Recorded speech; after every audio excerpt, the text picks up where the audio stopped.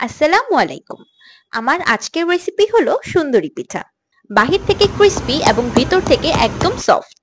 মাত্র 4টি উপকরণে খুব অল্প সময়ে এই মজাদার পিঠাটি তৈরি করে নেওয়া যায়। এই সুন্দরী পিঠাটি বানিয়ে খাওয়ার জন্য কোনো মৌসুমের প্রয়োজন নেই। যে কোনো সময় বানিয়ে খাওয়া যায়, এমনকি যে কোনো উৎসবে বা আয়োজনেও বানিয়ে পরিবেশন করা যায়। By the way, I am chef Ishika. Welcome to iFood channel.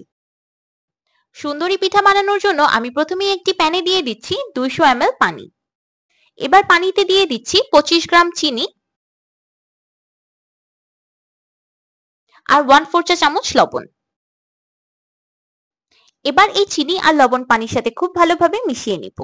আমি এই সবগুলো উপকরণের কাপের মাপ ডেসক্রিপশন বক্সে লিখে দিব, আপনারা অবশ্যই চেক করে নেবেন।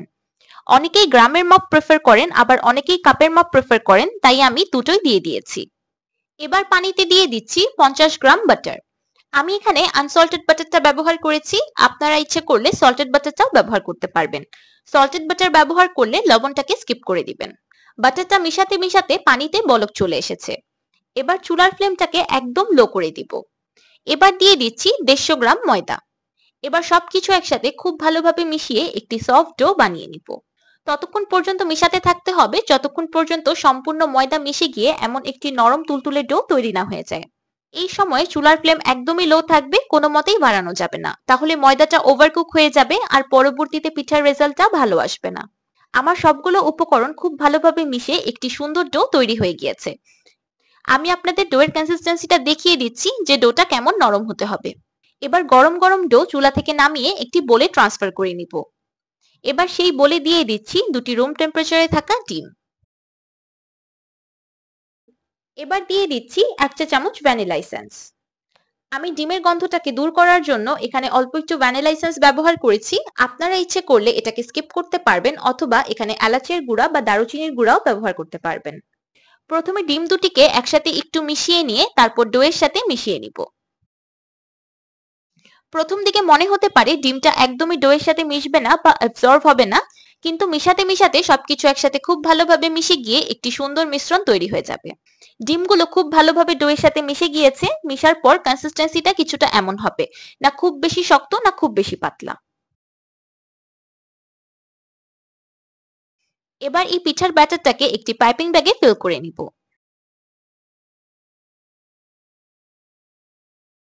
ব্যাটারটা পাইপিং ব্যাগে ফিল করা হয়ে গিয়েছে। আমি পিঠাতে সুন্দর একটি ডিজাইন করার জন্য 6B নজেলের ব্যবহার করেছি। আপনারা ইচ্ছে করলে নজেল ছাড়াও বানাতে পারবেন, আবার ইচ্ছে করলে অন্য যে কোনো নজেল দিয়েও বানাতে পারবেন। আমি কিছু বেকিং পেপার ছোট ছোট করে কেটে নিয়েছি। এবার বেকিং পেপারের উপর লম্বা লম্বা করে পিঠার ডিজাইন করে নিব। আপনারা হয়তো দেখেই বুঝতে পারছেন আমি কিভাবে করছি। প্রথমে 3টি দাগ টেনে দিয়েছি, পরে উপরে 2টি দাগ টেনে দিয়েছি।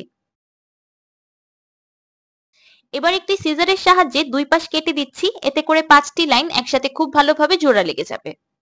এই পিঠার ডিজাইনটা করা খুবই ইজি, যে কেউ একবার চেষ্টা করলেই পারবে। আপনাদের কাছে পাইপিং ব্যাগ অ্যাভেলেবেল না থাকলে আপনারা যে কোনো পরিষ্কার পলিথিন ব্যাগ বা জিপলক ব্যাগও ব্যবহার করতে পারেন। আবার ইচ্ছে করলে আপনারা এখানে পানির বোতলের ব্যবহারও করতে পারেন।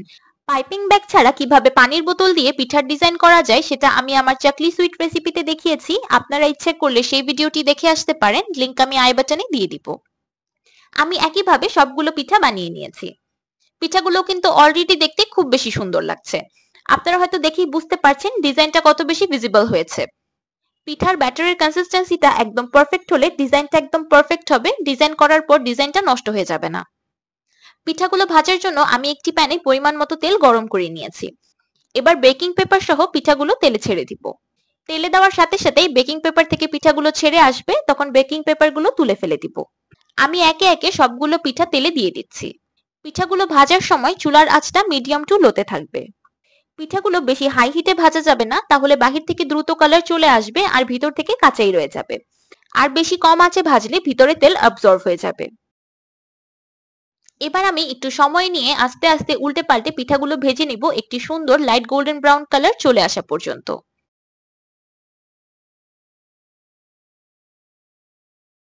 আপনারা হয়তো দেখেই বুঝতে পারছেন পিঠাগুলো ফুলে সাইজে আরো কতটা বড় হয়ে গিয়েছে। ছোট থেকে বড় সবাই এই সুন্দরী পিঠাগুলো খেতে খুব বেশি পছন্দ করবে। আর সবচেয়ে ভালো বিষয় হলো পিঠাগুলো বানাতে বেশি চিনি ব্যবহার করা হয়নি, তাই যে কেউ খেতে পারবে। সেই সাথে পিঠাগুলো খুব বেশি স্বাস্থ্যকর হবে। আমার রেসিপিগুলি যদি আপনাদের কাছে ভালো লেগে থাকে তাহলে আমার চ্যানেলটিকে প্লিজ সাবস্ক্রাইব করে দিবেন। আমার সুন্দরী পিঠাগুলো খুব সুন্দরভাবে ভাজা হয়ে গিয়েছে, এবার চুলা থেকে নামিয়ে নিব।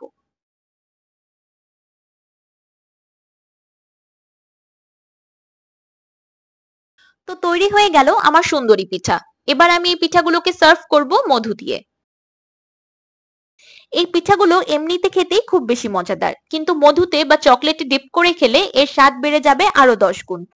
আপনারা এই পিঠাগুলো মধুতে বা চকলেটে ডিপ করে খেতে পারবেন, তাহলে খেতে অসাধারণ লাগবে। আবার ইচ্ছে করলে গুড়ের শিরা বানিয়ে সেটাতে ডিপ করেও খেতে পারবেন, তাহলেও খেতে খুব ভালো লাগবে।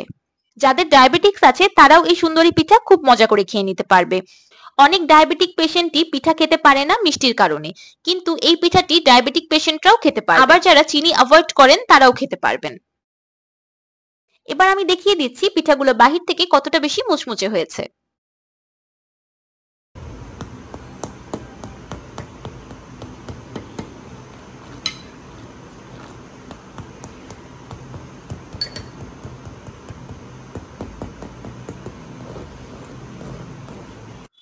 এই পিঠাগুলো ভাজার অনেক সময় পর্যন্ত এমনই মুচমুচে থাকবে। অল্প সময়ে ও অল্প উপকরণে যদি কোনো স্বাস্থ্যকর ও মজাদার পিঠা ট্রাই করতে চান তাহলে এই সুন্দরী পিঠা একদম পারফেক্ট। হঠাৎ ক্ষুধা লাগলে বা বিকালের নাস্তা হিসেবেও এই পিঠাগুলো আপনারা খুব সহজেই বানিয়ে নিতে পারবেন। আমার কাছে তো এই সুন্দরী পিঠা মধু দিয়ে ডিপ করে খেতেই বেশি ভালো লাগে। আপনারা হয়তো দেখেই বুঝতে পারছেন পিঠাটা ভিতর থেকে কতটা সফট ও জালিদার হয়েছে। এবার আমি একটি পিঠা ভেঙে দেখিয়ে দিচ্ছি যে ভিতর থেকে কেমন হয়েছে। আমার আজকের এই ইউনিক সুন্দরী পিঠার রেসিপিটি আপনাদের কাছে কেমন লাগলো আমাকে অবশ্যই কমেন্ট করে জানাবেন। ভিডিওটি ভালো লাগলে একটি লাইক দিবেন আর আমার চ্যানেল সাবস্ক্রাইব করে আমার চ্যানেলের পাশেই থাকবেন। আল্লাহ হাফেজ।